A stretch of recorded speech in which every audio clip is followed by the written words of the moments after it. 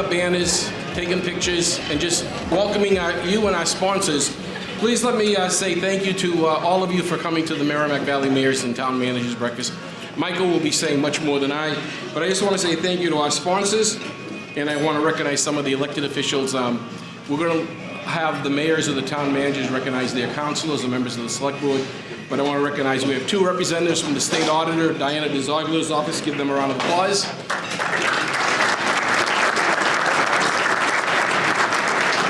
And I know we have also a county commissioner from the state of New Hampshire. Welcome, welcome, my friend. We want to say thank you to All Pro Electric, the Eagle Tribune, EJ Paving, G. Mello Disposal, the Health Connector for Business, the Merrimack Valley Credit Union, the Merrimack Valley Chamber Means Business, National Grid, Pride Star Trinity EMS, Revise Inc., Tech Inc., the Engineering Corp., and WellPoint. Give them a round of applause. And now I'd like to turn it over to the, should add the word new, the president of the Merrimack Valley Chamber of Commerce, Michael Bevilacqua.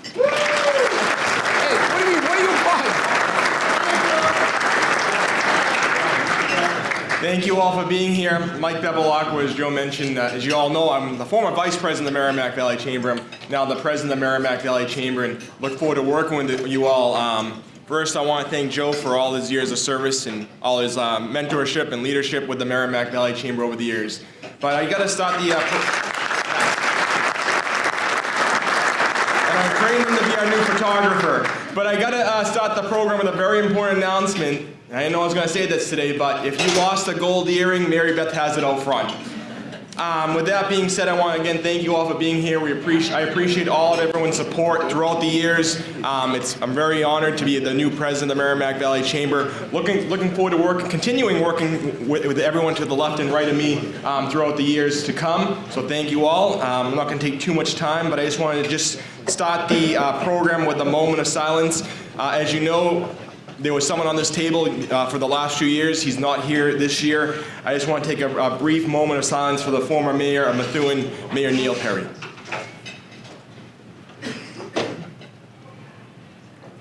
Thank you very much.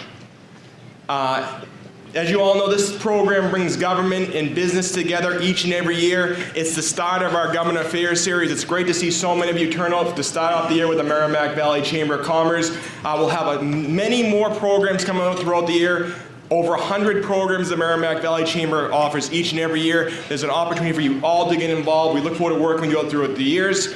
If you're not on social media with the Merrimack Valley Chamber yet, I urge you to do so. Share, like, comment. We definitely appreciate that. And if we can ever be of assistance to you or your business, call us directly in the office, myself, Mary Beth, Joe. We are there to help. We are there to work with your business. So again, I just want to say thank you all for being here. We appreciate all your support. We look forward to working with you throughout this year and all the years to come. Thank you everyone on the left and right of me for being here as well. Without you, we couldn't do what we do every day. And with that being said, I want to introduce our moderator for today, former Lawrence Mayor and current Chairman of the Board, Mike Sullivan.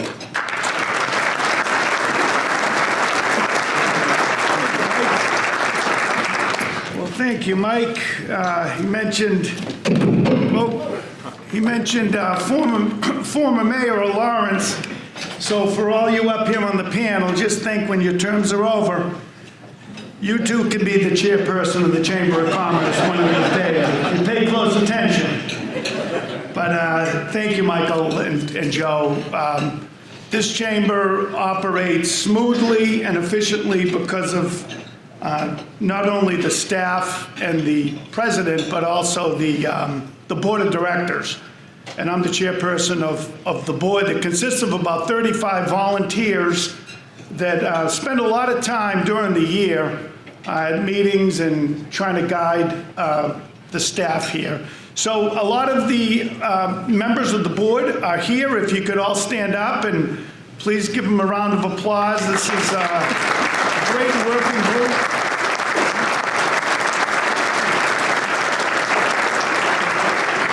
And this Chamber of Commerce is only as good as all of you that show up for these networking events, and we have over 100 programs a year, so you will get your money's worth if you join the Merrimack Valley Chamber of Commerce. I want to make a quick comment, and then we want to introduce our first speaker, the Lieutenant Governor. But Joe, can you stay there a second, please? Joe's walking in the back with his food. But you know, Joe Bevilacqua took over the chamber as president somewhere in the mid-90s. And I didn't know this until this past year, but this Chamber of Commerce was about $200,000 in the red. They were ready to close the doors. And Joe took the position about 30 years ago, and today we have over 1,000 companies that belong to this Merrimack Valley Chamber of Commerce, and we are fiscally sound. This chamber can go about 11 to 12 months without any income coming in, which is unusual. That's how healthy we are. And that's really because of the leadership that Joe Bevilacqua has given us over the last 30 years. So how about another round of applause for Joe Bevilacqua?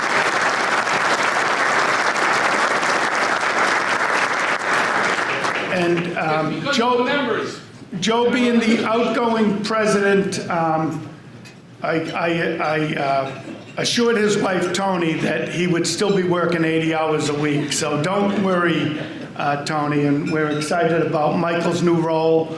The executive committee and the board of directors unanimously endorsed this, so it keeps the system moving without any stoppage, so we appreciate that. We also appreciate the mayor's managers breakfast. This is, if I look back the last 2 years, we've had the same people up here except for former Mayor Neil Perry, who passed away unexpectedly. But it's the same group, which is a sign of good leadership, because these cities and towns are tough, as you all know. And we appreciate you all being here, and we appreciate them being here to answer questions that you might have even after. But our first speaker, which is her third year in a row, I believe when she first got elected, one of the first events she had in January of 2 years ago was at this event. So Lieutenant Governor Kim Driscoll is here with us again today, and she's been the 73rd Lieutenant Governor of Massachusetts since 2023. She previously served as the mayor of Salem from 2006 to 2023, so she certainly knows what goes on within these cities and towns. And is elected, before serving as mayor, she served as a member of the Salem City Council, so she knows how it all works from the City Council all the way to mayor, all the way to Lieutenant Governor. So thank you very much, Lieutenant Governor, for being here. Kim Driscoll.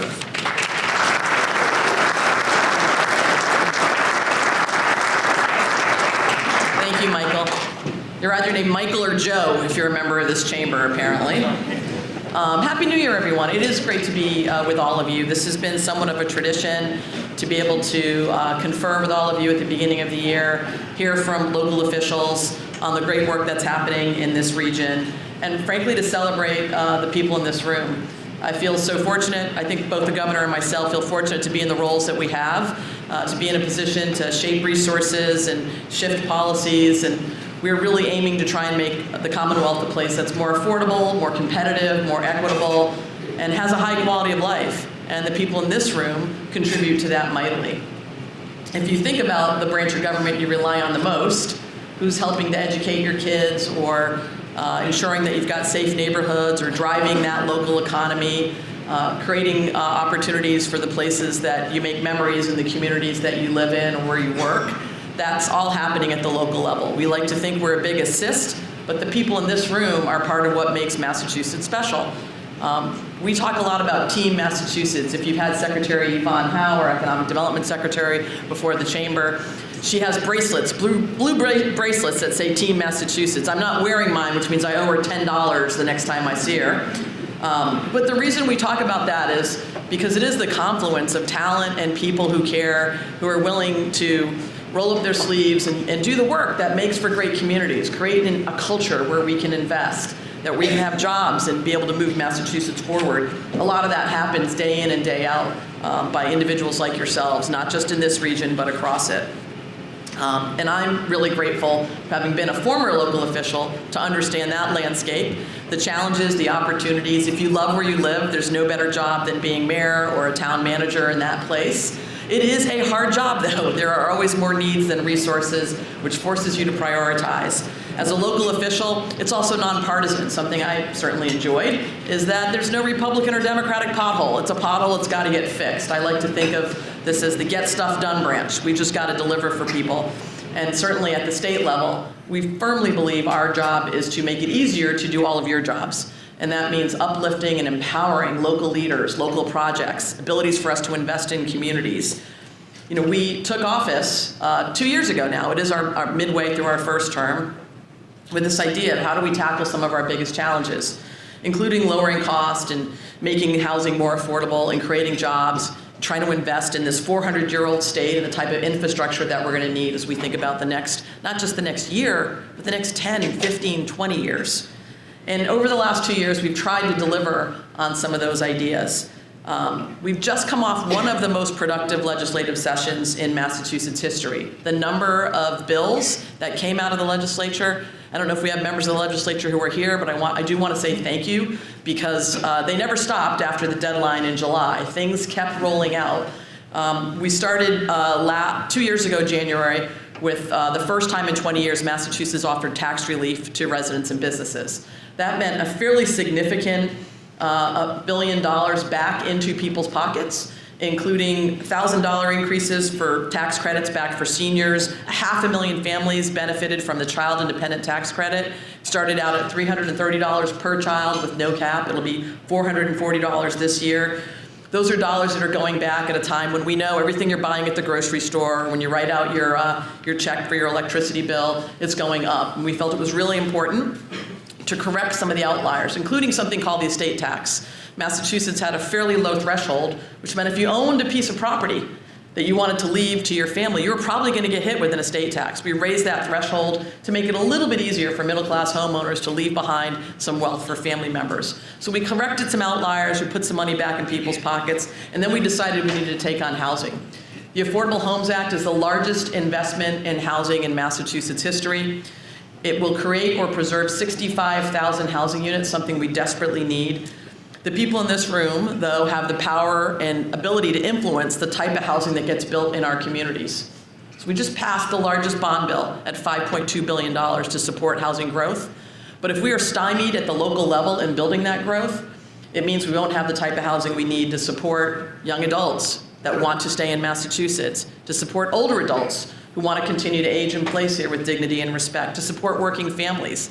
Anyone who is in this room has people in their lives who they rely on every day. Maybe it's the person who checked you out at the grocery store. Maybe it's somebody who's taking care of your kids or an older adult. It might be the type of housing that they have isn't available in your community. How do we work to address that? We know that the type of housing we need when we're 20 is different than what we need when we're 40, and a lot different than we might need when we're 80. And good news is we're all living longer. The bad news is we don't have enough housing. So this bond bill provides some resources to help make sure we're partnering with communities to build the type of housing we need in a state who is number one when it comes to the high cost of housing. If we want to build a state that's more affordable, we got to tackle housing. So we're hoping that together we can create a pro-housing culture. We got to not just have dollars, but capture hearts and minds. So it's easier for everybody on this panel to be able to build the type of housing that they need in the communities that they love. After looking at housing, we really wanted to focus on an economic development bill. You know, every 5 years, the state puts out a new economic development strategy and then usually partners that with resources. So we certainly had our hands full going around the state and trying to understand what are the different economic development needs in different regions. We've got a lot of special places in Massachusetts. We're number one when it comes to things like life sciences. Some of the smartest people in the world live and work in this state looking to cure diseases. We know that we have places that offer low-cost electricity, like out in Western Mass, what the sorts of businesses they may have. So we go around the regions and we think about how can we make investments in partnership with all of you to grow a strong economy. And then we develop a bill called the Mass Leads Act. And this November, the Commonwealth passed this new legislation that's going to continue to invest in the industries that do create jobs, that do lead in Massachusetts: life sciences, climate technology, advanced manufacturing, robotics, AI. We're just at the threshold of what AI is going to be doing in so many different industries, and we want to be a leader of that. And many of those industries are right here in the Merrimack Valley. We've been to 6K Energy, we've been to Amazon, we've been to Raytheon. There's too many to name when it comes to manufacturing and a broad stroke of industries that are here and are benefiting from industries that aren't here because you're in that supply network. That's important that we continue to invest, whether it's in the talent and the workforce development, and certainly in ensuring that those businesses continue to stay here and locate here. Right now, 8 of the 10 largest life sciences companies in the world have either their headquarters or a major outpost in Massachusetts. Every day, we are developing life-saving drug treatments, and that has a pretty a strong pipeline of jobs and supplies that go along with it, and we're going to continue to lean in there. We've also passed a climate bill. This is going to unlock the clean energy production that Massachusetts needs to both lower costs, lower electricity costs, and create jobs.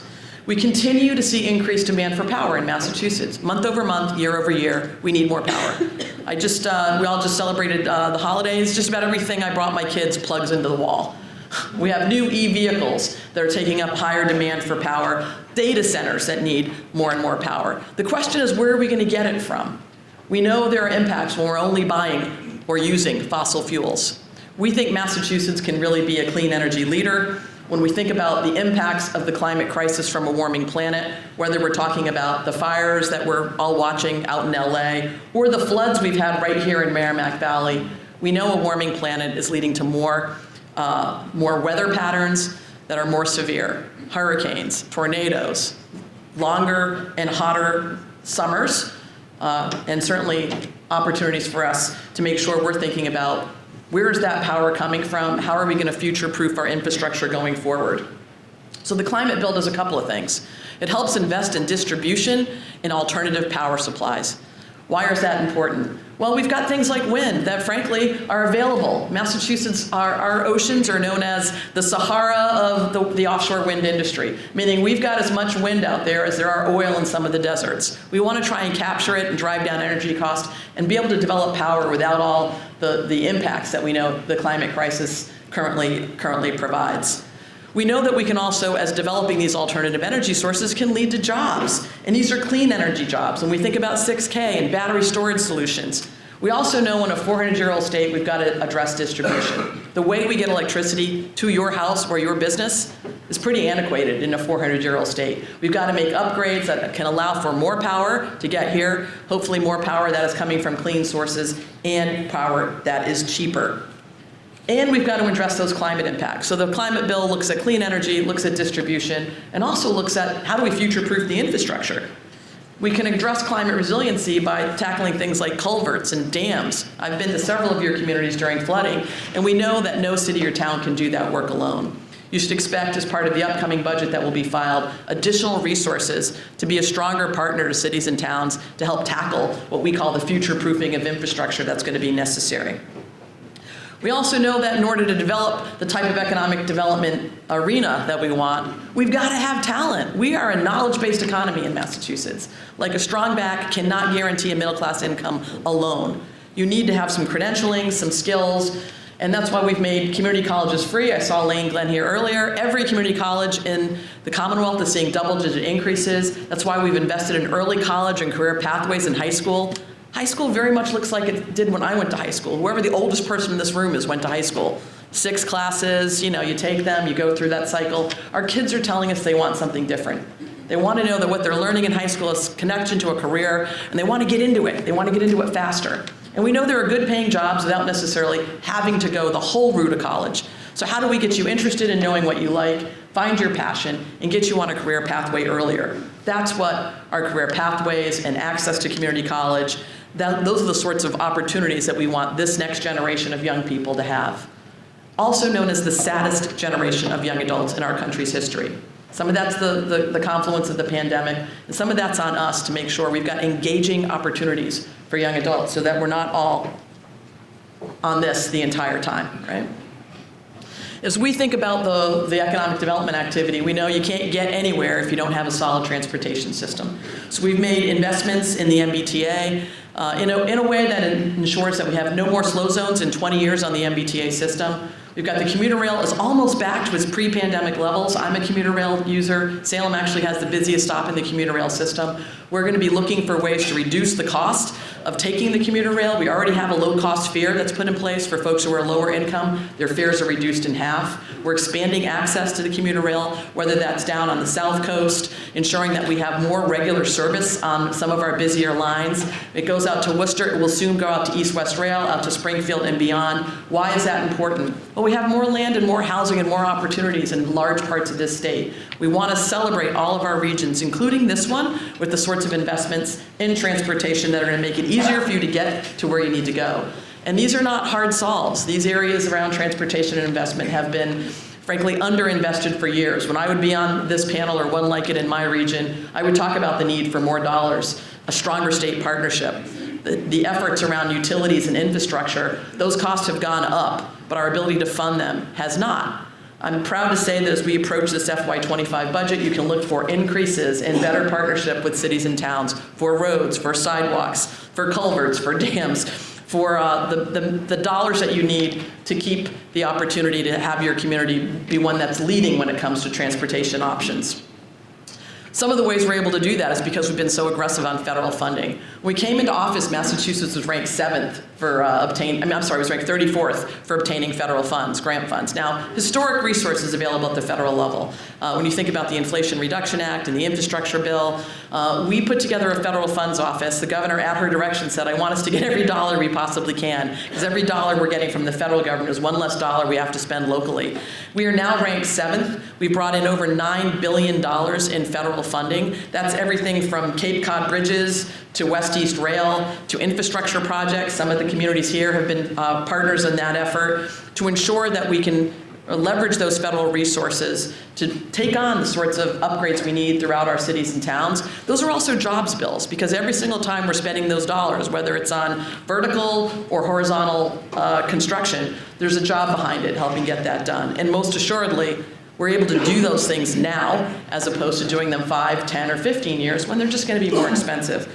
We think an investment in things like disaster relief funds and in infrastructure and in ways that we can continue to fund small bridges and culverts are money well spent, as opposed to waiting 5 and 10 years when we know it's going to be a lot higher cost. I know how impactful this is as a former local official. Like, this was bread and butter. The more roads you can get done, the more sidewalks you can accomplish, the better people feel about their community and the places that they're traveling. Because most of us, frankly, probably aren't going back and forth into Boston every day. We're going in and around our own communities. We want to make it easier to get around. That's one of the reasons we're also proud to be a strong partner to our RTAs. Merrimack Valley here in RTA. I knew you'd clap for that, Noah. Noah does an excellent job with the Merrimack Valley Regional Transit Authority, ensuring that folks can go from door to work to school. We're really being innovative when we think about our RTAs. You have one of the more innovative RTAs right here, micro-transit options. How do we make it more affordable? How do we get people to where they need to go? Most of us are going to outlive our ability to drive. So these systems are important that we have in place to get people where they need to go as affordably as possible. And those are things that we can think about with an eye towards today. What do we need now? But also with an eye towards the future. These are long-term investments that we know we're going to pay off. So look, we've done a lot in our first 2 years, and I also feel like we're just getting started. We know the investments that we make in education, whether it's in free community college or making public higher ed. My fellow Viking is here from Salem State University. Any other Salem Staters in the house? It's not that far from this. Yeah, don't be afraid. Raise your hand. Thank you. All right. I like it. There we are. When I went to Salem State, you could like hustle all summer and get your tuition, make your tuition. I was like, I painted houses, I worked basketball camps, I was a bad waitress,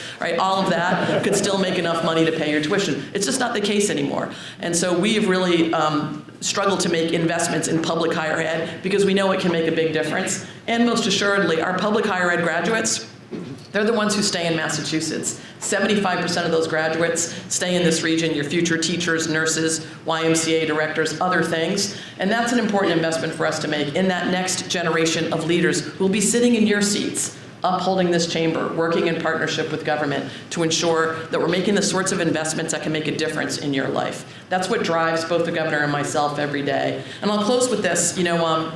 We're getting close to celebrating the 250th anniversary of the Declaration of Independence and our own independence. A lot of that started right here in Massachusetts. We were the troublemakers, like threw the tea in the harbor, the first bloodshed at battles in Concord and Lexington. That started here.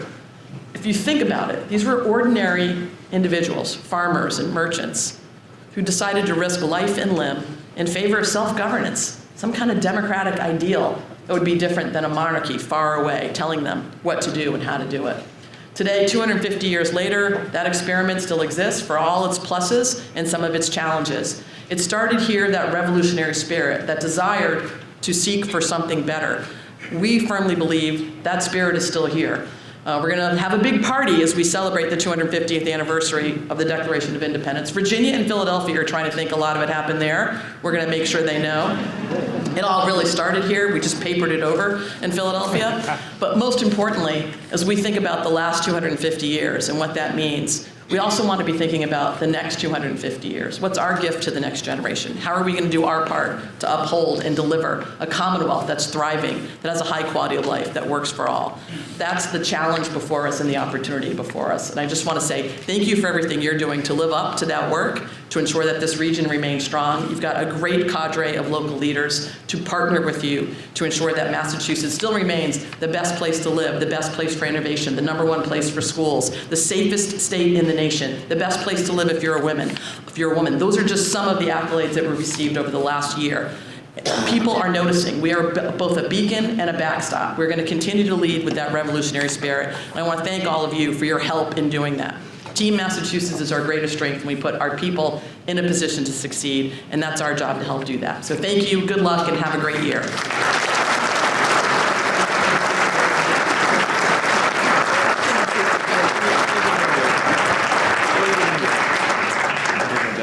Oh, thank you very much. Woo! I got a gold star. Thank you. Appreciate that. Thanks.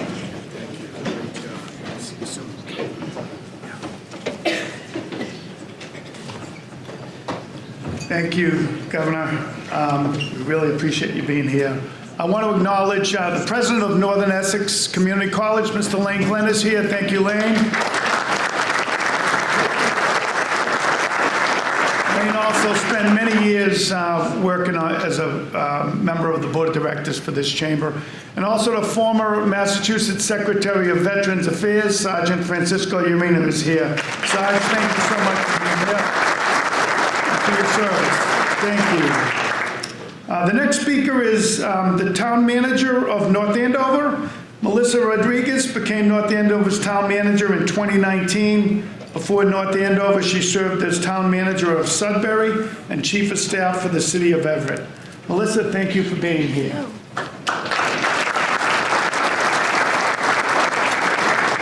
I feel a little bit like I won the lottery, because as we all know, if you've been here before, I'm always last, both by last name and by town. So I think, thankfully, I cheated and looked over Mike's. Reverse order today. I appreciate it. So thank you. It's an honor to be here today, surrounded by my colleagues and our business partners. I'd like to recognize my assistant town managers, Andrew Shapiro and Laurie Burzlaff, my select board member, Janice Phillips, and former select board member, Phil DiCollegiero.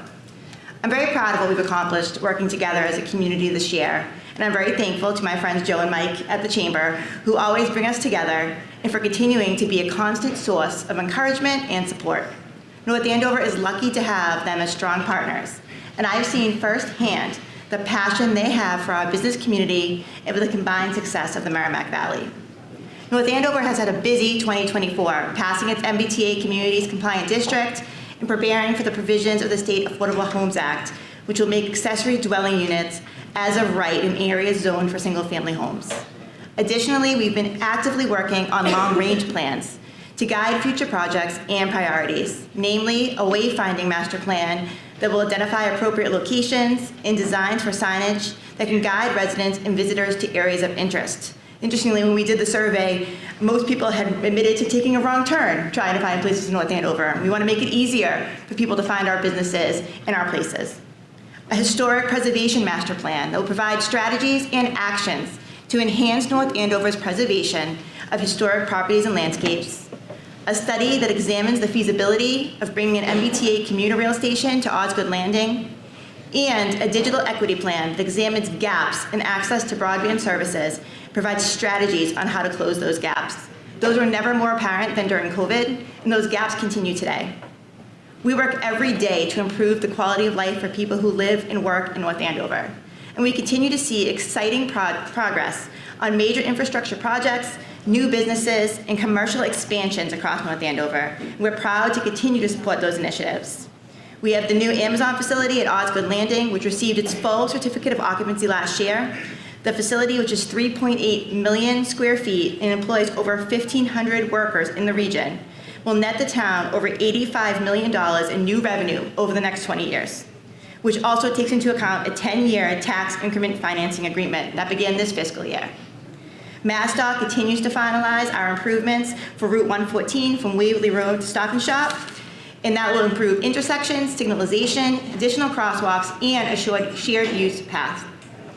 Merrimack College continues to see tremendous growth with its construction of academic and residential college space along Route 114 in Elm Street that will accommodate 540 beds and a 19,200 square foot building that will hold 2 lecture halls. And I see my friend Francisco here from the airport. Since he started there, they've really seen a lot of growth. They developed a once vacant 2.3 acre area that now includes an indoor soccer and lacrosse athletic facility. They've constructed 4 prefabricated hangars, and they're currently working with Greater Lawrence Technical School to enhance its programming with aviation at the airport. They should be applauded. They've really gone outside of the box.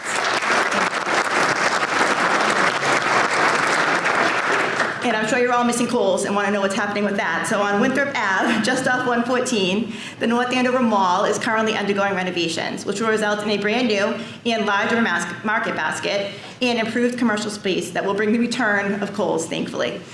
The town is utilizing ARPA funds to design improvements at the intersection of Great Pond Road and Route 125. The project is also supported by $1.24 million in MassWork infrastructure grants that will be used for the construction and will go to bid later in 2025. Speaking of ARPA projects, the town is proud to have obligated its entire $9.3 million allocation to many worthy projects. A study and capital upgrade for all of our sewer pump stations, new sewer line connections, cybersecurity upgrades, utility bill subsidization for low-income residents, and improvement for drainage across town. I could talk all day about the exciting things we have been happening in North Andover and the amazing team I am blessed to work with every day. Thank you to all the businesses in our town who make this community so special. And if you're interested in coming to North Andover and doing business, we'd love to hear from you. Thank you.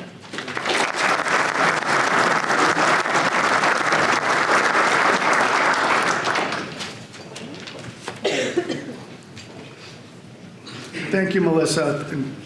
Great job in North Andover. So I want to also acknowledge your newest treasurer of the Chamber of Commerce, Mr. John Howard. John, you stand up and...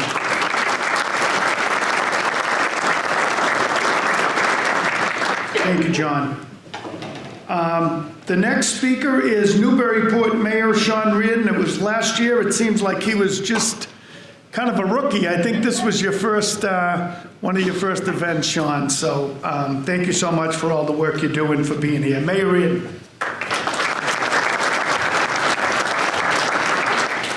Thanks, Mike. Good morning, everyone. Actually, I wasn't here last year, which is funny. This is my 3rd time being here, but I wasn't here last year. Which is why I have so much to talk to you about today. Thank you to the Merrimack Valley Chamber of Commerce. It's great to be here. I know the LG just left, but thank you to the LG and Governor Healy for helping us get stuff done. They've really been great partners in a lot of things that we're trying to do, not only in Newburyport, but across the Merrimack Valley. Like I mentioned, I wasn't here at the last event, so I thought I might take the next 30 to 45 minutes to just talk about all the great things that are happening in Newburyport. Just kidding. But I do want to share some highlights of the great work that's happening up the Merrimack River. So like so many of my colleagues here, housing has been a major focus for us this past year in Newburyport. We're grappling with the challenges of a national housing crisis. Here in Massachusetts, the deficit is staggering. We're short over 200,000 housing units. Rising home prices are making it increasingly difficult for families to stay in their communities. In Newburyport, the average home price has climbed to over $1 million, and we're seeing far too many young people, especially those aged 25 to 32, leaving the state. In Newburyport, these challenges are compounded by the fact that the city is over 80% built out. Despite these constraints, we've taken bold steps to address housing needs in Newburyport. First, we partnered with the Merrimack Valley Planning Commission, I saw them over here on the corner, to create our new 5-year housing production plan, which recommends building housing across all types and income levels. To meet the requirements of the MBTA Communities Act, we are fortunate to already have a 40R district near our MBTA station. And we've been able to build on that foundation. The 40R MBTA expansion places new housing in close proximity to the business park and transit, which is also a long-term asset for the city since it's large employment center, since it is a large employment center with potential growth. Beyond MBTA communities, we're exploring strategic opportunities to increase housing options. Since 2010, Newburyport has lost over 325 rental units. To address this, we negotiated a friendly 40B development at the site of a vacated Kmart building. And unlike Kohl's, we couldn't get Kmart to come back to Newburyport, which will add 219 rental units and help bring us into safe harbor status. We're also partnering with a private developer to transform an old elementary school into a 29-unit, 100% affordable housing project, supported by low-income and historic tax credits. We are in discussions with the state over an abandoned park and ride that we hope to be part of a site that can be used for affordable housing while keeping the remainder as a transportation hub. Additionally, we're in ongoing discussions for a mixed-use development on the last parcel of private land on our waterfront, which could add 200 housing units. Our work to advance accessory dwelling units, or ADUs, under the new statute and EOHLC regulations. This will provide smaller local housing units over time that some employees may benefit from. Zoning adjustments are also in the works for 2025. We are looking to rezone our Story Ave Low Street area as a mixed-use village center to replace generic strip malls and expansive parking lots over time, taking into account the Kmart project that is already in the pipeline. Of course, there is more to Newburyport than just housing. Over the past year, we've completed several major projects that enhance our community. We built and opened a $9 million satellite fire station, completed a waterhead bulkhead project that will protect our harbor for the next 30 years. Expanded Market Landing Park, completed our signature park and drawing thousands of visitors to enjoy our downtown shops and restaurants this past summer. We've also focused on improving infrastructure and recreation, added a new basketball court, resurfaced 5 others, and are building 3 new tennis courts at our middle school. We've paved over 50 streets in the past 3 years since taking office. And this year we're bringing a new recreation center project to City Council for approval. And finally, we're completing a downtown lighting project to improve walkability and accessibility of our downtown. Newburyport is a city that embraces its history while planning for its future. Through strategic investments and partnerships, we're working to ensure our city remains vibrant, welcoming, and a sustainable community. Thank you for this opportunity to share Newburyport's story, and I look forward to continuing to work to strengthen the Merrimack Valley and beyond. And just finally, I want to say Mike Vrabel is a tremendous hire for the Newburyport Patriots. He's a 3-time champion. He's a Buckeye like me, and the Buckeyes have a big game a week from tonight. But go Mike Vrabel, go Pats, and go Bucks. Thank you very much.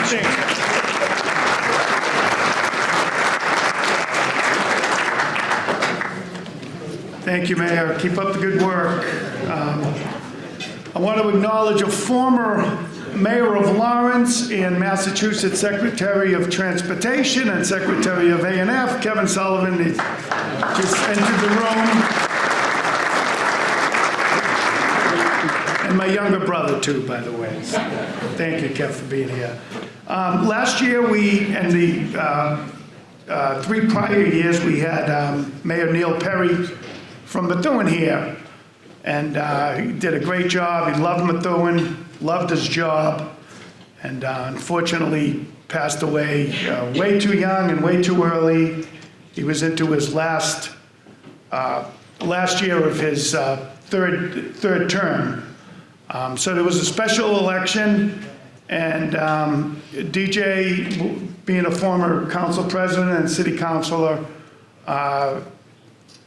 took the reins, ran for the office as the interim, got elected, and is doing a great job at not only representing the great city of Methuen, but I think also keeping Neil's name alive. So With that being said, your Methuen Mayor, DJ Beauregard.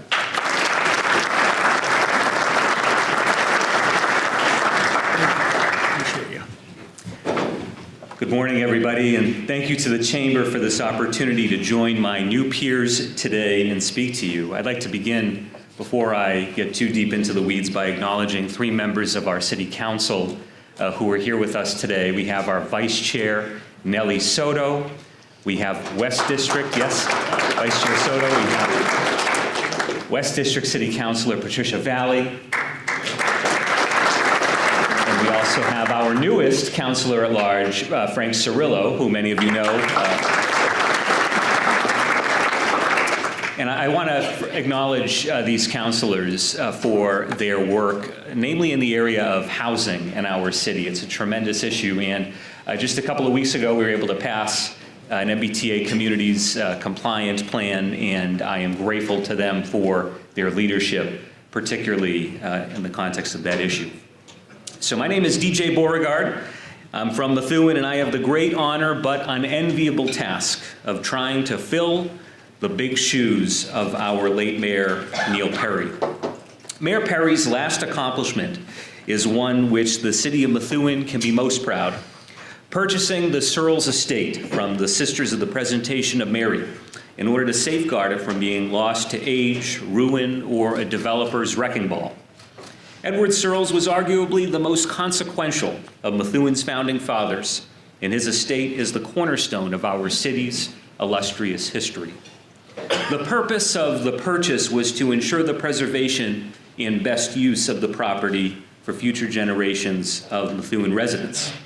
I've established a committee of experts in areas ranging from land use, arts and culture and education, to historic preservation and economic development. The committee also includes individuals with deep institutional knowledge of the property itself, and its objective is to conduct a comprehensive future use study and solicit public input to help guide our next steps as we make a final determination of what will happen with the property. However, in addition to the Searles purchase, Mayor Perry left behind a legacy of helping Methuen gain some much-needed financial stability, restoring confidence and integrity in local government, most especially our police department, and putting the city in a position to truly move forward in all areas to benefit every citizen of Methuen. Our city is fortunate to have this starting point, as am I. And as mayor, I intend to build on what he has started. My administration's goals are to continue to address the quality of life for our citizens, from educating our children to providing the breadth of municipal services the public desires, deserves, and expects, to creating a livable, vibrant community from a public safety, social, and cultural standpoint. I am making a performance audit of the school department a top priority of my administration as a means of continuing to strive to ensure that our children are receiving the best possible education we can possibly provide to them. Additionally, we have begun the process of assessing the long-term capital needs of each of our aging schools, and in the next budget cycle, we'll develop plans for addressing the needs of each of our school buildings. Over the recent holiday break, I initiated a long overdue program of deep cleaning that I hope to continue during additional upcoming school breaks to ensure that we're providing safe and healthy learning conditions for our teachers and students alike. We continue to conduct studies to assess the feasibility of multiple locations to house new public safety and public works facilities.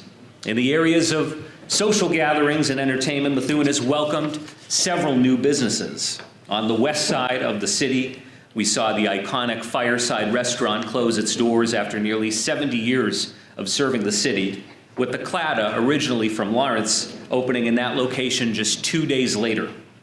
The Smoke Shop Barbecue is about to open down the street from there on Pelham Street this week, and the Asian restaurant River's Edge has opened on the shores of the Merrimack River. In East Methuen, Ye's Table has opened at the beginning of the Merrimack Street commercial corridor, and a short distance from there, Jocelyn's by Sevmar serves Mediterranean fare. We continue to work toward a major mixed-use development on Osgood Street that will include businesses and significant housing opportunities, including affordable units, on the currently vacant property across from the Central Fire Station.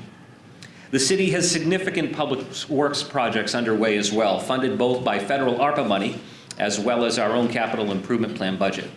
A major water and sewer line separation project is underway in the Arlington neighborhood, finally addressing our city's oldest and most vulnerable underground infrastructure. And significant upgrades are underway at both our water treatment and distribution plants. We're entering the second phase of a 5-year, $20 million street paving program to enable us to address the major issue of streets that have been neglected because of a lack of funding for far too long. Methuen has much to be excited about, and my goal is to ensure that our citizens can strive to live their best lives enabled by our efforts to improve their quality of life on all fronts. Thank you very much for the opportunity to share some updates with you today.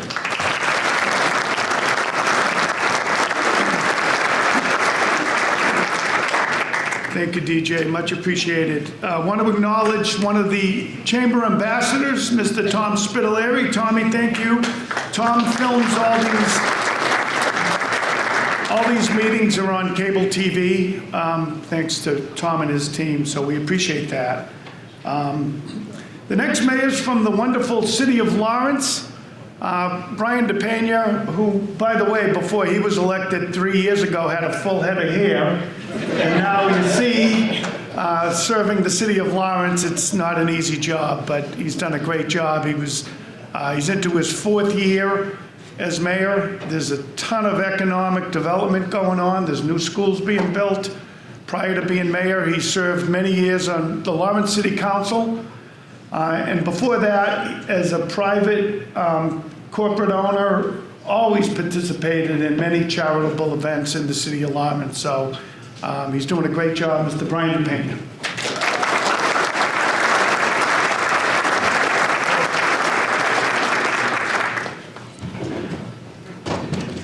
Good morning, everyone. Again, 3 years ago, I remember when I attended to the first meeting. When former mayor said, it's not easy city, it's because it's not easy city. But that's a beautiful city. The city of Florida moved forward, and everybody knows the city changed in the last 3 years. When I took my position 3 years ago, city of Florida having many challenges, and everybody knows. The school building, the infrastructure for the building is very old. Roof leaking, don't have elevator, don't have air conditioning, central air conditioning. Now in this moment, 85% school in Lawrence, include all buildings, have air conditioning. And everybody knows the city of Lawrence is an immigrant city. Immigrant city having many challenges. But 3 years ago, I remember when everybody said, it's impossible. The city of Lawrence started construction 2 new elementary schools. Now, let me tell you something. Next year, the city of Lawrence finished 2 brand new schools. 2 brand new schools. All of your schools have a capacity only for 300 students. Now the new capacity is for 1,000 students. 3 years ago, everybody said it's impossible. The city of Lawrence construction new police department. Now, into 26, the city of Lawrence will see new station police department. The city of Lawrence allocated $1 million for new house, but create opportunity for every month different new company and business open opportunity for local residents in the city of Lawrence. My administration allocated money for repair every single park in the city of Lawrence, include Common Park, it's a big park, playground, street, facility, new elevator for the city hall building, and pavement double street in the last 20 years. City of Lawrence move forward because create opportunity for business, small business, create opportunity for over 95 local residents. And that's the reason my administration allocated $500,000 for small business. This is a grand money. Business don't need return the money to the city. And now I send $400,000 again for small business in the city of Lawrence. Education move forward. 3 years ago, the education in the city of Lawrence had many challenges because the governor state for the last 14 years take control about residents for the Lawrence education. Now, next year, the state retain the power education to the residents of the city of Lawrence. It's not easy. Mayor Sullivan said, it's not easy government in the city of Lawrence because it's a small town. It's only 6 miles. And have it around, the census said have it 87,000 people, but everybody knows it's 110. You know, when you have a budget for 80 or 90,000 persons, but you need to provide service to 110, it's not easy. But 3 years ago, the city already have it in free cash, $11 million. Now, in this moment, have it $53 million. When I take it, my office, Mayor, the water department have it only $135. Now have it $14 million. The rate is applause. And I continue move the city forward. I allocated $5 million only for infrastructure, park, street, sidewalk. And that's the reason in this moment, I want to say thank you for my team. You see the table? I want to put it up, stand, please, the table. That's the table. My CSR. It's not a big group, but it's a good group. I have my airport director, please, please stand. He's a good and excellent person. The city allocated money for technical vocational school the first time, open school for mechanic, aviation mechanic. Now the challenge is for pilot student. And the city continue to move forward. But I want to say thank you, small bank in the city, because small bank give opportunity for small business. I remember 35 years ago when I opened my first business. Local bank don't provide opportunity for small business. Now, many banks open facility in the city of Lawrence and competed. But I want to say thank you, small bank. That include East Bank, now already cooperative bank, and another bank, but small bank make difference in the city of Lawrence. I want to say thank you for the opportunity today, and I want to say welcome to developments, small business, in the best city in Massachusetts, city of Lawrence. Thank you so much.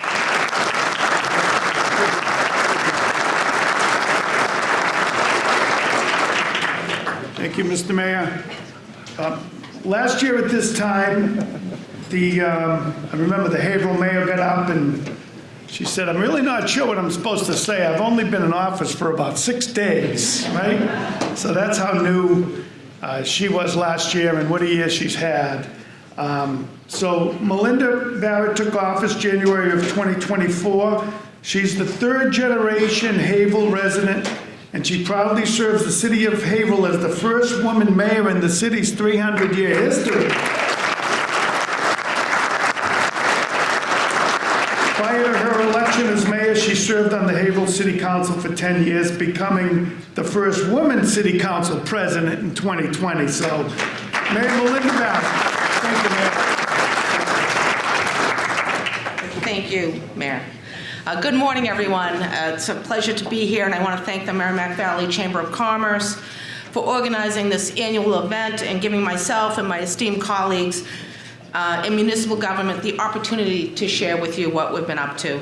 And before I start, I'd like to publicly thank my partners in government, including city employees in Haverhill. They do a great job all the time under, difficult circumstances, and a rather small team for such a big area. I also would like to thank the Haverhill City Council, our state and federal delegations, and the Healy Driscoll administration. Collaboration is key to getting anything done in government, and Haverhill's successes aren't my wins alone. I'm lucky to be able to count on a very strong team and strong partners to meet the diverse needs of the city of Haverhill. For those who aren't familiar, I was elected as mayor in 2023, and I just finished my first year.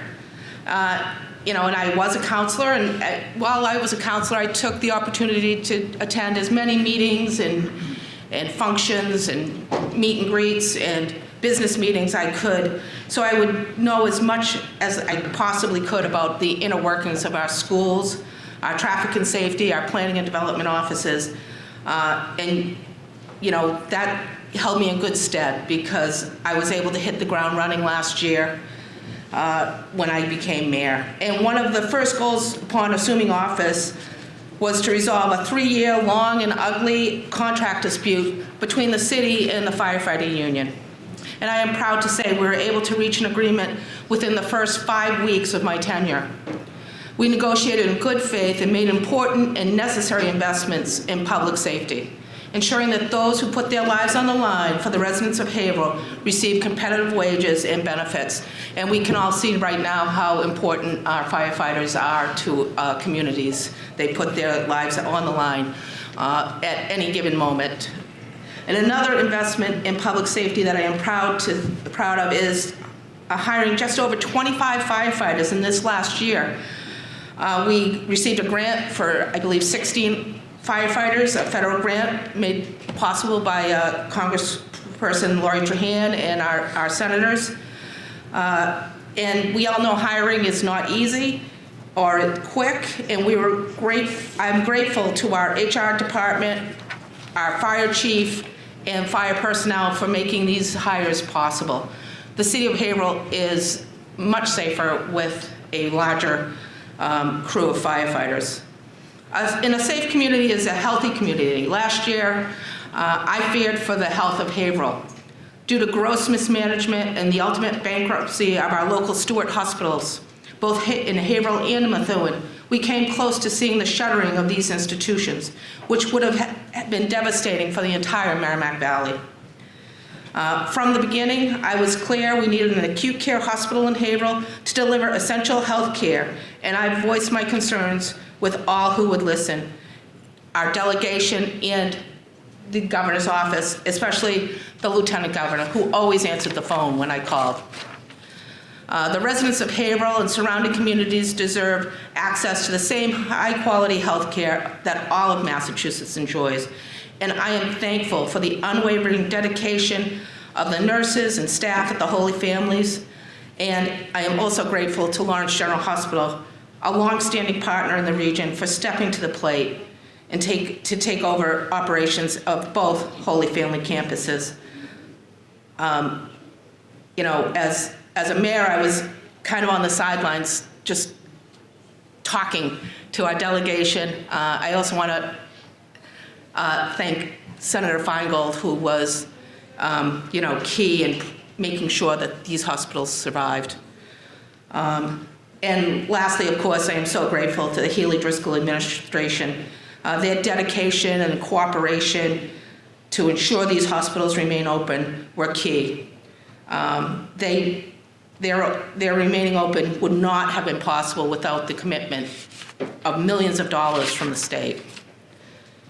While we were able to keep our hospitals open, that doesn't mean there isn't work left to do. For months I have been working, I think, and Joe is also on this, the Merrimack Valley, Eastern Merrimack Valley Working Group, established by the Executive Office of Health and Human Services. And this group is charged with developing a roadmap that aligns the needs of the area and our regional partners to transform healthcare in the valley. And last year was a whirlwind, and we accomplished so much for Haverhill. We obligated just over $37 million in ARPA funding to projects that included paving 92 streets and counting, water and sewer infrastructure projects, youth and mental health services, fresh food for food banks. We bought fire trucks, turnout gear, police cars, police radios, DPW vehicles, HVAC equipment for our schools. We spent a lot of money on capital projects that would otherwise be on the backs of our residents. And I can't believe that it's time to start a budget process all over again for the next fiscal year. And last year we implemented a new budget process that is grounded in long-term planning, service delivery, maintenance, and financial stability. Some of the highlights of the year, due to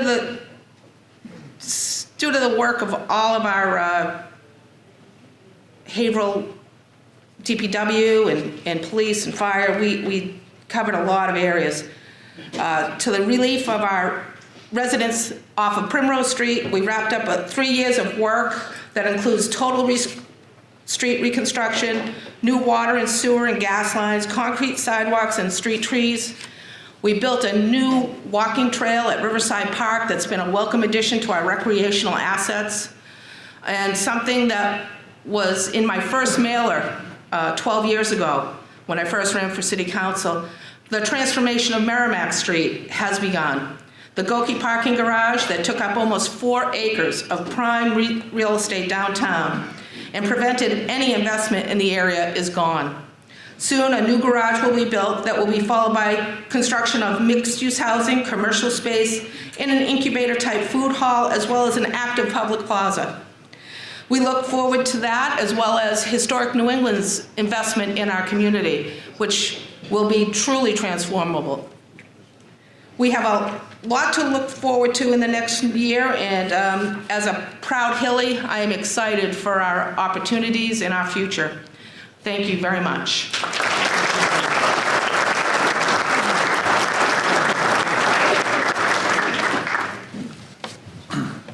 Thank you, Mayor. We appreciate the work and you being here. Boy, how time flies. The veteran of the group here is our Andover town manager. Been around 10 years now, Andrew, right? It seems like it was just last year, but he was just voted for a third 5-year contract by his board. He's doing such a great job in the town of Andover. Andy Flanagan.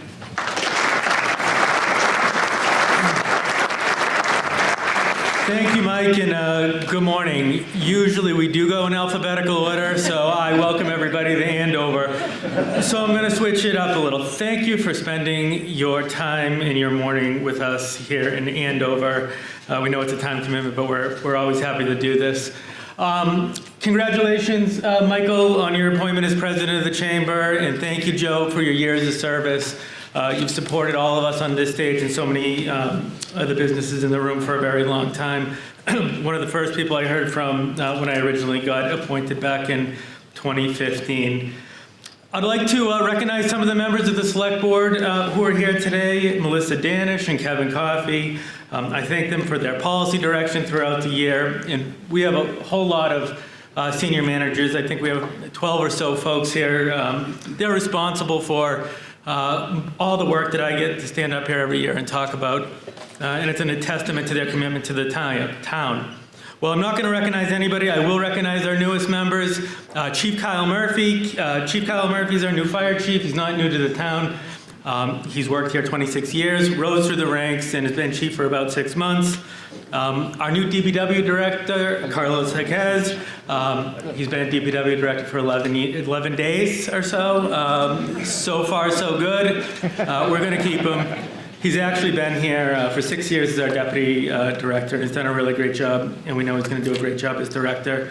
And then finally, our chief innovation and technology director, Ryan Knowles. Ryan Knowles came to us from the city of Gloucester and has done a really great job and brought an innovative approach to his work. I'm proud to say 2024 has been another year of significant progress for Andover. We've seen developments and achievements that have strengthened our community and set the stage for continued progress in the years to come. Whether it be innovative new startups or some of our larger established companies, there's been progress across the board. In 2023, Procter & Gamble, also Gillette, announced their plans to relocate their South Boston manufacturing headquarters to their 150-acre campus here in Andover, with the goal of creating sustainable, agile, and efficient production manufacturing facility. The planning board has approved a permit for just over 200,000 square foot warehouse and manufacturing laboratory and office. And we're really proud of this. We worked with them for 4 years. They had a lot of options of where they could go. We're glad that they chose Andover. We're glad they chose the Merrimack Valley. And soon, keep an eye on the back of your shaving cream. You'll see manufactured in Andover. No, not yet. I spent about 30 minutes in Target last night looking for a prop. I started in the men's section. I worked my way to the women's section and learned about their Venus line. It doesn't say Andover yet, but it's gonna once the project is built, and we're really proud of that. Raytheon has been around for a very long time. They were recently issued a permit for a 22,000 square foot addition that will expand their hardware integration center. Both projects, global impacts, and a really major investment in our town. Just last week, I toured a new company, Reframe Systems. They're an automated, their business is automated construction of accessory dwelling units. And they got up off the ground before the ADU law passed here in Massachusetts. But they're working towards, and soon will realize, an automated process that will construct a 900 square foot unit in 1 day. Right here in Andover, and while you might not have heard of them yet, you're certainly going to. Downtown Andover has been the focus of our work for many years. It's the heart of our community. For us in municipal government, and bear with me for a second, sometimes there's a natural tug of war between your DPWs and your planning staff. It's natural. They're sitting together today, which is great. We ask our planners to think big, and we ask our DPWs to be practical. But there's nothing better when the two philosophical approaches meet in the middle, and there's a great idea that leads to a really great project.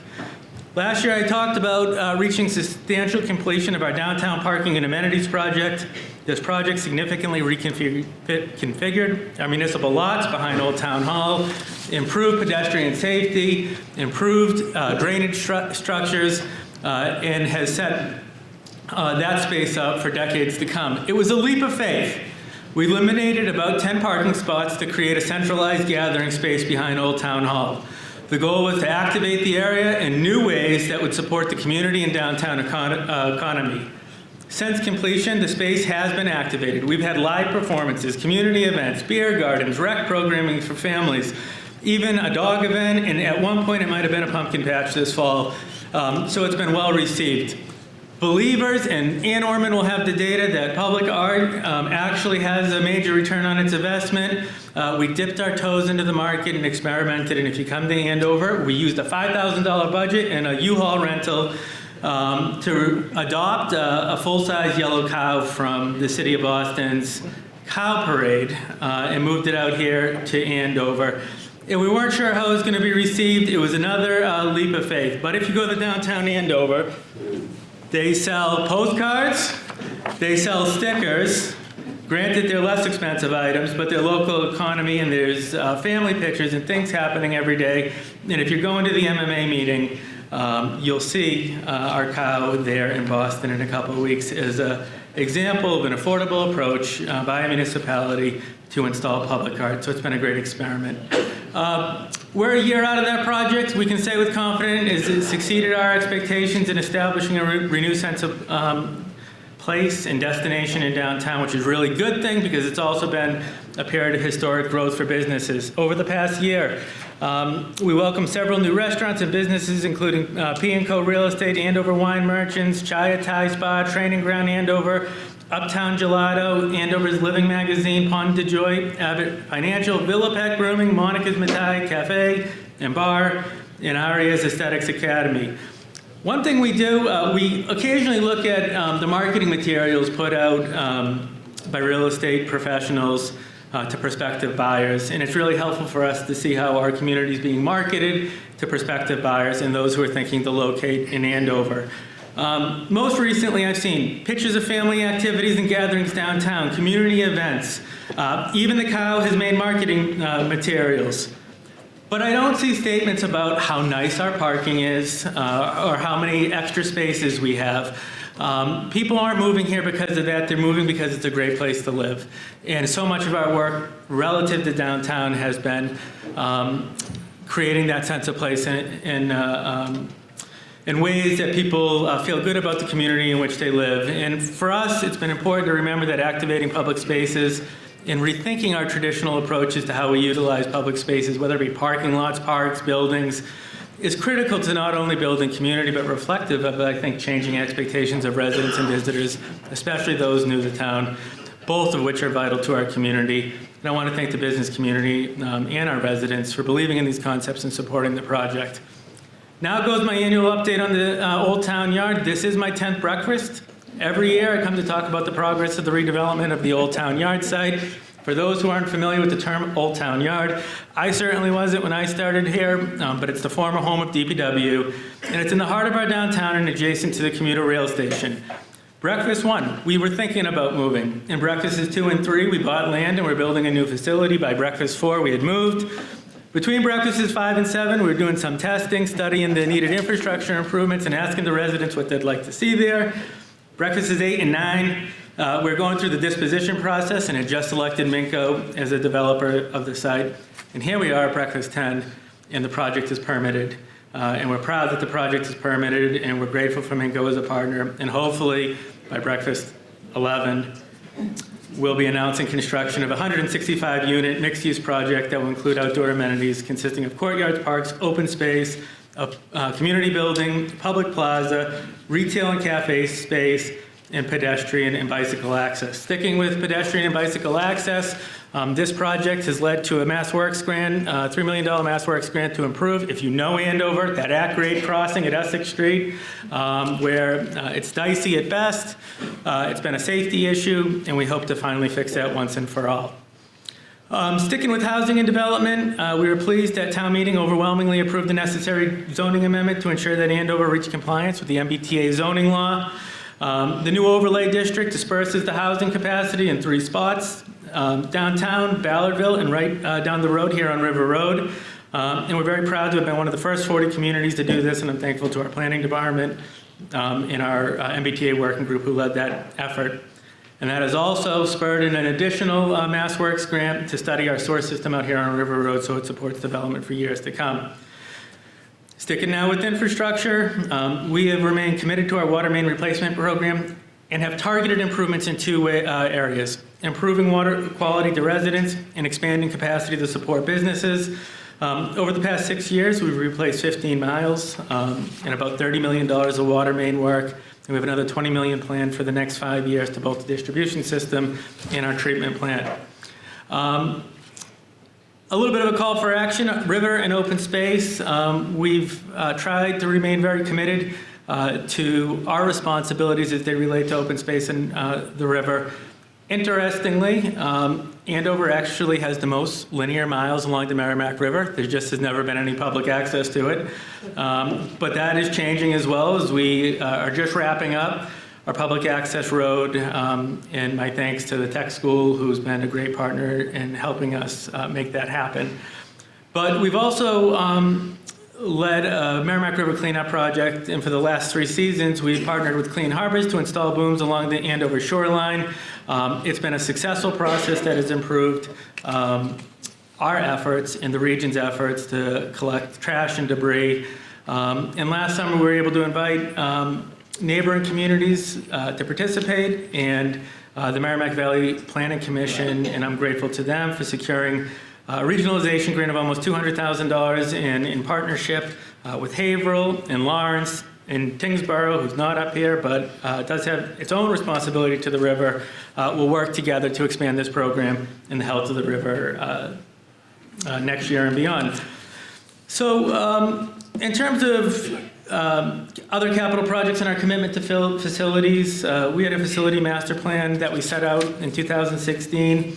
We've diligently worked through it. This was a big year specifically for school buildings. We opened our new joint West Elementary and Shawsheen Preschool, replacing the 2 most in need schools on one campus. It was a $168 million project, supported with a $38 million MSBA grant. It's almost 200,000 square feet. Opened its door to the elementary school kids in the fall, and the preschool kids next fall. We just selected an architect firm to advance the Andover High School Improvement Project, an example of a project that's intended to extend a useful life of an existing building for another 10 to 15 years. Same thing with our Doherty Middle School. We just invested nearly $10 million in improving the building to meet code compliance, elevators, fire suppression, ADA spaces, common area improvements, so that it meets the needs of students today and for years to come. And this does cap off a process where we've replaced our Ballardville Fire Station, our DPW facility, around breakfast 3 or 4, and opened the door for Old Town Hall redevelopment. We expanded our senior center. And now we're turning our attention to rec improvements in recreational facilities. Several years ago, we bought a 44-acre farm off Chandler Road, right down the street. In this spring, initial phase will be constructed, which is an access road, parking areas, a community garden, and we've included funding for phase 2 and 3 in the CIP and our capital budget, which will lead to the construction of athletic fields and other public amenities that support a growing demand from families and seniors. 10 years ago, nobody knew what pickleball was.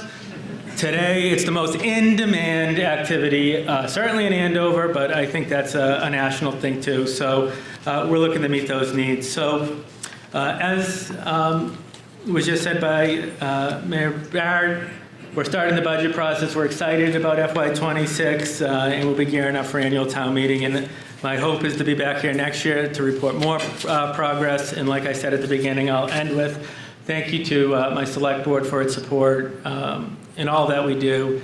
And thank you to my team, which is second to none, and deserve the responsibility, the credit, because they are responsible for so much of this work. Thank you very much.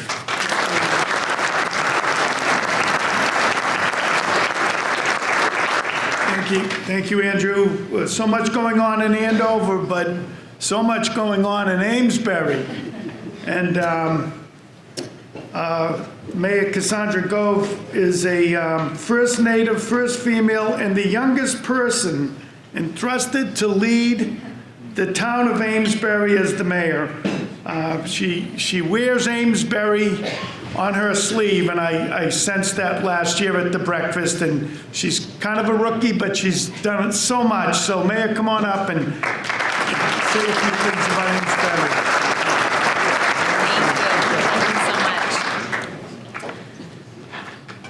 Good morning. Thank you all for still being here. We do typically go in the other order, so sometimes I'm at the front of the lineup.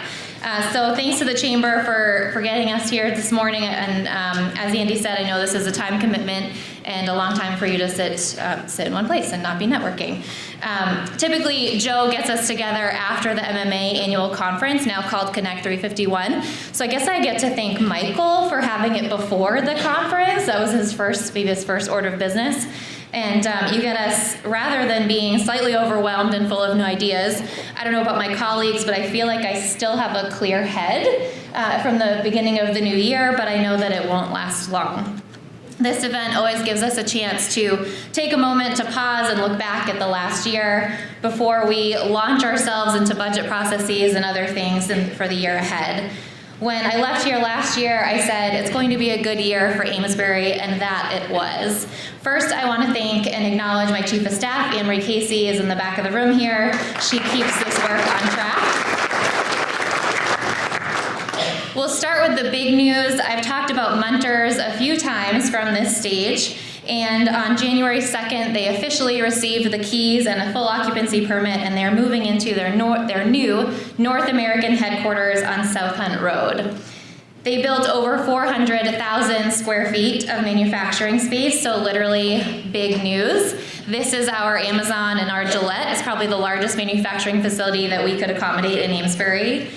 This is a relocation for them just from the east side of town to the west, but they were being courted directly by the governor of New Hampshire, and we put up quite a fight to keep them in Massachusetts, so we're very proud of that. They are a leader in the climate control industry, and this facility will further advance their opportunity for innovation. On site, you will find manufacturing space, a training academy, labs, and office space, all on a net zero footprint.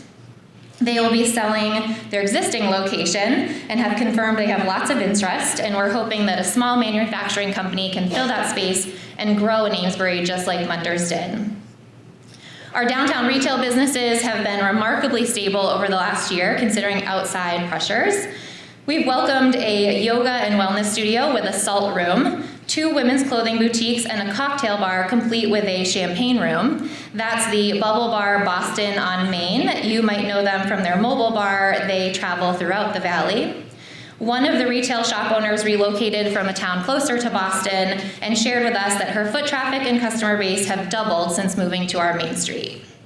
As recently as December, a new gift shop called Keepsake, featuring forest-bound goods, opened on Main Street. Forest-bound has handmade leather bags, candles, and more that are produced right there on site. Fans called it a local version of Anthropology. Although some buildings have sold, leases and tenants remained in place, and we still hear about people who are circling and waiting for a space that meets their needs. We know that they want to be in downtown Amesbury. I know I've said that before, and I recognize that we have a capacity issue. We're in the early stages of discussing the need to replace our parking deck with a garage, including low-depth storefronts, to expand that capacity. This and a few other projects have been on the back burner, and we just hired a new senior project manager in our Office of Community and Economic Development to help move them forward.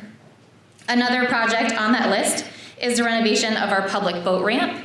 In 2024, we received over $800,000 from the Seacoast Economic Council, the first time we've received a grant from that group, to update our boat ramp, which serves 3 marinas and over 400 slips.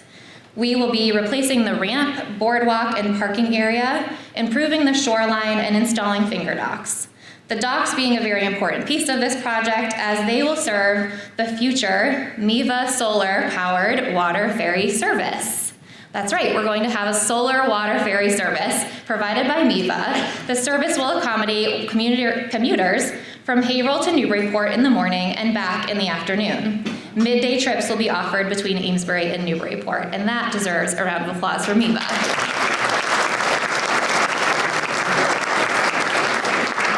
The marina abutting the public boat ramp was approved for full redevelopment. The buildings have been demolished, and they will be rebuilt this year, including a waterfront restaurant, something that Amesbury has never had. Something else we don't currently offer, but we do have on the way, is a Starbucks. We love our downtown coffee shops, but some people just love a Starbucks. Our recently approved 40R development or zoning immediately resulted in the application to redevelop a former Friendly's site. With over 200 housing units set to be built nearby this corner, this area will be activated in a brand new major way. That 40R is one of 2 that were approved by the state just this year. They both contribute to our compliance for MBTA community zoning.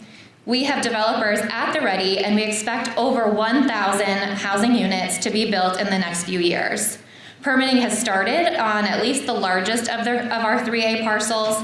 That will include a variety of housing types and over 400 new homes. We're also seeing a lot of infill development, in addition to the very old and abandoned car dealership that was recently taken down for 10 townhouses. We had someone take down an old printing building that was in a residential neighborhood for another 9 units. We have a single-story downtown building that's retail and will soon gain an additional 3 stories above it for housing. I talked about the stability of our downtown businesses, and we hosted Chuck Marone from Strong Towns this year. He came to talk about his book, Escaping the Housing Trap. One of my biggest takeaways was that we have severely underestimated the number of people that we need living in our downtown areas. We need those people there to support our business centers.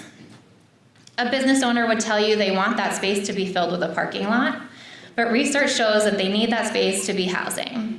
They need people living at their doorsteps. We're going to be looking for even more ways to add housing to our downtown. Housing is, of course, priority number 1. You've heard it from all of us, maybe even priority 2 and 3. We need more housing of all kinds and at all price points to be built here in Amesbury. Of course, we also spent a lot of time and money on the infrastructure needed to support this development. Weather conditions allowed our projects to move quickly, from sidewalks and pedestrian improvements to drainage and culverts. One of our culverts was more than 20 feet below the roadway surface and was quite an operation. We put a new roof on more than one of our municipal buildings and on our middle school. That middle school roof alone ran us over $8 million. We used most of our ARPA funds for the school roof. Other ARPA funds went towards our senior center, our cultural center, wayfinding signage, a new basketball court at our Collins Street Park, and a poured-in-place surface replacing the mulch at our main playground at the town park, making it more accessible. We also used a state earmark to install a brand new playground with a poured-in-place surface at our upper elementary school.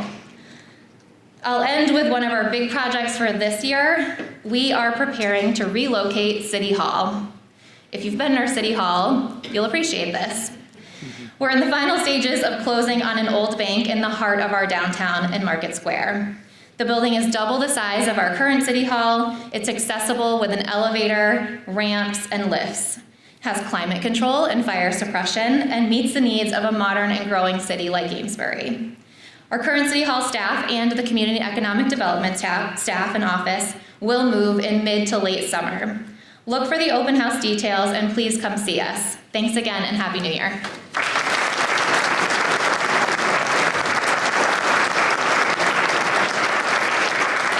Thank you, Mayor. Appreciate it, and we appreciate all of you here today on the panel. This is what the Chamber of Commerce is all about here. We bring the leadership together. They are very accessible 12 months of the year, not only at this breakfast, but anytime we need them, they're open, and we want them to know anytime they need us, any help from us, we're here to help. So I'm going to have Michael come up for some closing remarks, but how about a round of applause for the new president here on his first event? Mike Bevilacqua. Thank you all again. As I mentioned at the start of the program, this whole series is about bringing business and government together, and I think that's exactly what it does today. I want to thank all of our mayors and all of our town managers for all they do each and every day to bring everyone forward, and we look forward to working with everyone in the coming year. Thank you all again, and have a great day.